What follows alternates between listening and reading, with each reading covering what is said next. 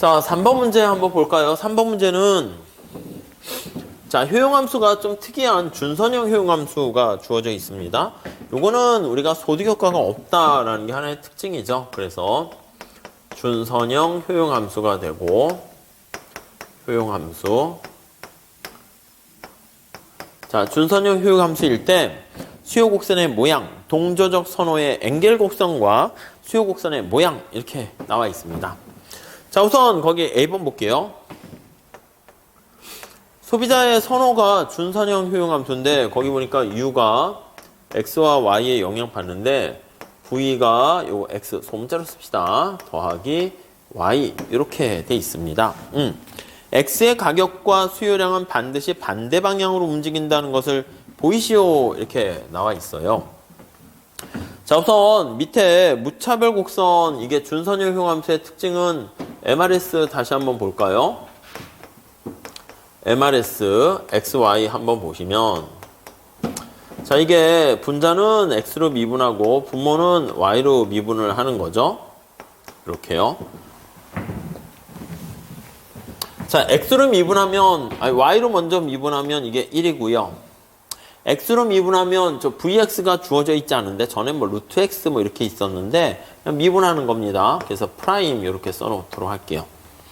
자, 여기서 우리가 보려고 하는 건 뭡니까 하면 MRS가 뭐에 의해서 영향을 받습니까? 라고 하면요. 여기 보면 X값에 의해서 영향받지 Y값에 의해서는 영향을 받지 않습니다.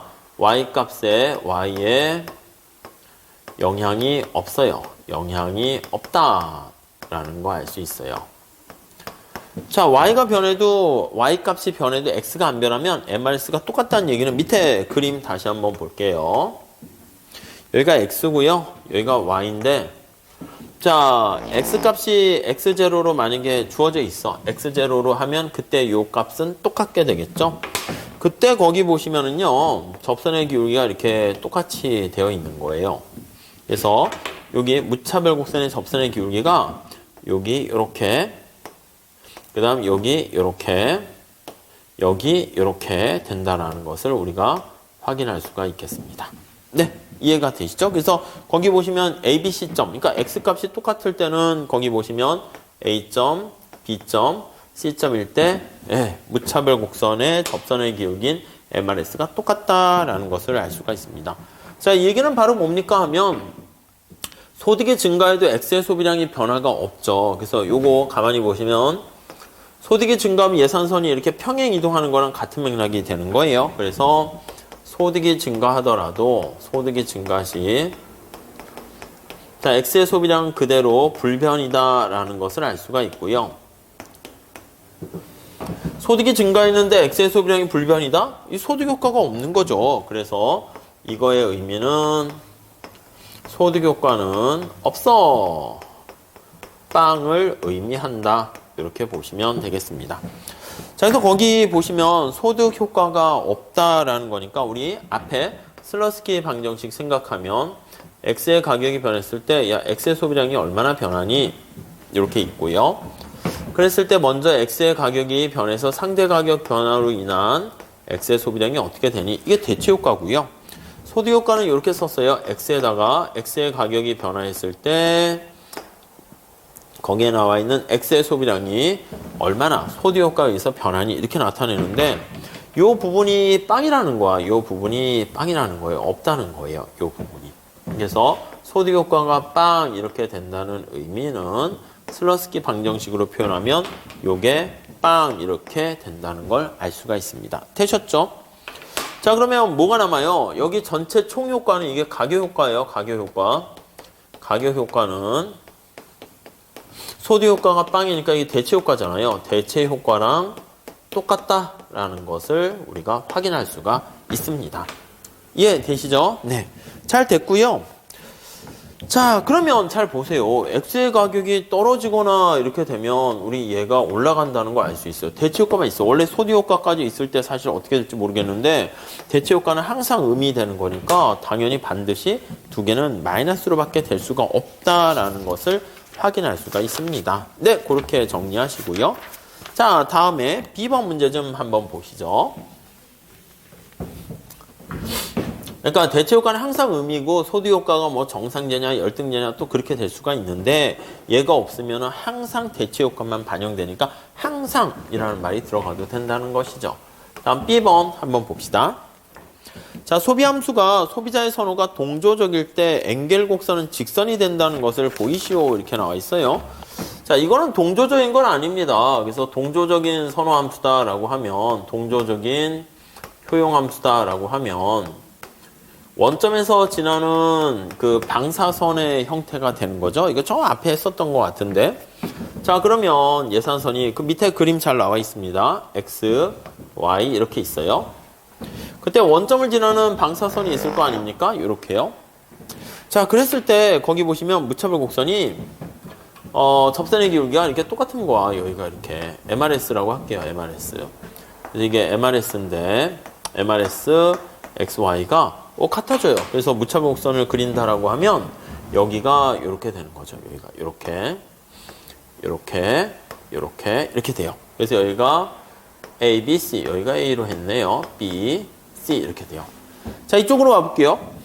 아니 준선형 효용함수일 때는 원점을 지나는 방사선에서 이렇게 가면 접선의 기울기가 여기는 이렇고 여기는 작아지고 여기는 또 더 가팔라지고 이렇게 되니까 동조적이 아니라고요. 이때는 동조적인 효용함수가 아님 이렇게 된다고요. 이해되시죠? 근데 얘는 이게 원점을 지나는 방사선에서의 접선의 기울기 같은 경우가 동조적이다 이렇게 얘기를 한다고요. 자, 그래서 여기 보시면 상품의 수량 비율이 x분의 y가 어떤 k로 일정한 경우 이게 원점을 지나는 방사선의 형태예요. 이렇게 되면 콥더글라스로 직접 해봐도 되겠지만 그때 MRS는 같다라고 보시면 되겠습니다. 이것도 일정하다, 똑같다 이렇게 정리를 하시면 될 것 같습니다. 이게 이제 동조적인 거예요. 그래서 그림 바로 밑에 설명이 나와 있어요. 그래서 만약에 x분의 y가 요 k로 만약에 일정하다라고 할게요. 그러면 여기서 y는 KX와의 요게 관계가 유지된다면 MRS가 똑같다라는 걸 알 수 있죠.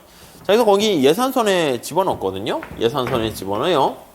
우리 뭘 하려고 하는 거냐면 엔겔 곡선을 구하려고 해요. 그래서 여기 나와 있는 요걸 이렇게 쭉 나타내는 게 바로 ICC거든요. 근데 그 ICC 효용극대화를 달성하는 점들에서 ICC를 직접 나는 소득과 X로 표현하려고 하는 거예요. 원래 요거 뭐라고요? 요거 ICC예요. ICC 소득 소비 곡선이었잖아요.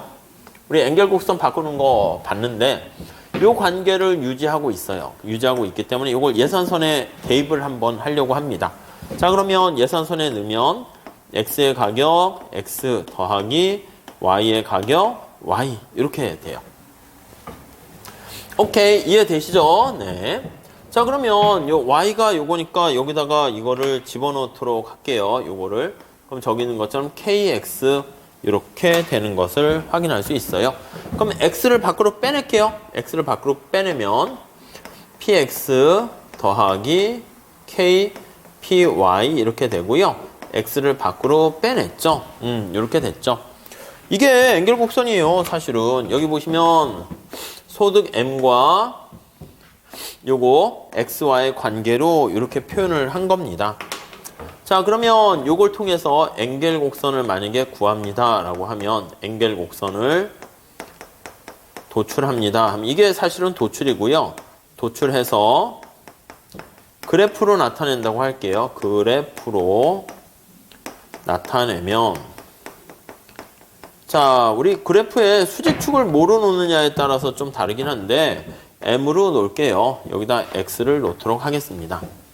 그러면 여기 보시면 우상향하는 직선의 형태가 이게 엔겔 커브다라고 되는 걸 알 수 있죠. 기울기 어떻게 됩니까? 기울기가 바로 저거예요. PX 플러스 K 먼저 쓸게요. K, PY 이렇게 되는 거 우리가 확인할 수가 있겠습니다. 끝! 이렇게.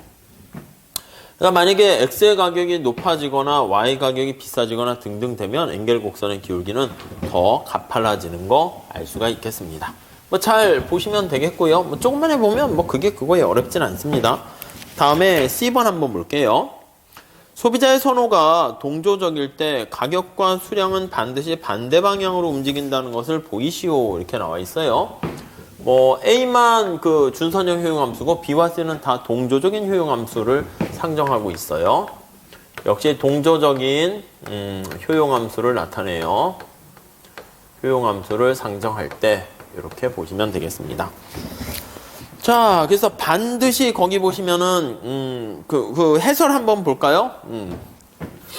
자, 우선 첫 번째는 뭘 할 수 있냐면 거의 첫 번째 줄에 반드시라는 말이 있는데 선호가 동조적일 때는 소득이 증가하면 수요량이 반드시 증가한다. 여기 보세요, 여기. 이게 만약에 소득이 증가하면 이게 같이 증가하면 이게 오른쪽에 이렇게 위치해서 X랑 Y 소비량이 반드시 증가하는 거예요. 이게 우리가 뭐 소득이 열등제에서 이렇게 왼쪽으로 휘거나 그런 일이 없다는 거예요. 그래서 요거를 다시 한번 가져오면 동조적인 효용함수를 가지고 있다라고 하면은 우선 첫 번째는 소득이 있고 어떤 X제에 지출하는 금액, Y제에 지출하는 금액이 있을 때 만약에 X제랑 Y제 가격이 그대로 고정돼 있어요. 얘가 안 움직이고 얘도 안 움직입니다. 이해되시죠? 자, 그때 만약에 소득이 증가한다 할게요. 소득이 증가하면 아니 저렇게 방사선에 우상향하는 형태 방사선에 있으니까 X가 증가할 수밖에 없어요. 그러니까 얘가 반드시 정상제일 수밖에 없고요. 그렇죠? 소득이 증가하게 되면 얘도 마찬가지야. Y도 반드시 증가할 수밖에 없어요. 그래서 얘도 정상제가 될 수밖에 없다라는 것을 우리가 확인할 수 있겠습니다. 오케이, 됐죠?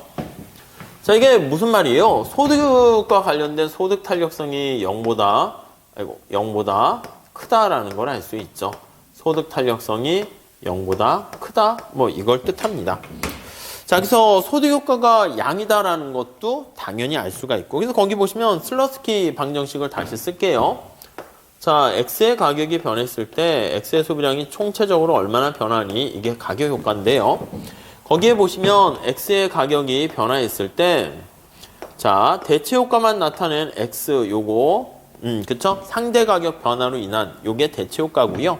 요쪽이 소득 효과였어요. X의 가격이 변화했을 때 여기 나와 있는 것처럼 X에 대한 여기 소득 효과가 나타내는 부분이 이쪽입니다. 자, 그런데 여기 보시면 나와 있는 것처럼 네, 그 밑에 슬러스키 방정식 써 있고 여기 보시면 아이고 죄송해요. M이죠, M. X의 가격이 변해서 델타 M 변하고 여기가 델타 M이 변해서 얘가 얼마나 변하니 이렇게 되는 거잖아요. 근데 얘가 어떻게 된다? 그쵸, 이게 정상제이기 때문에 여기 나와 있는 거기 때문에 얘는 반드시 플러스가 되는 걸 알 수 있어요. 그래서 얘가 반드시 0보다 커요. 얘가 0보다 크다라는 걸 알 수가 있고요.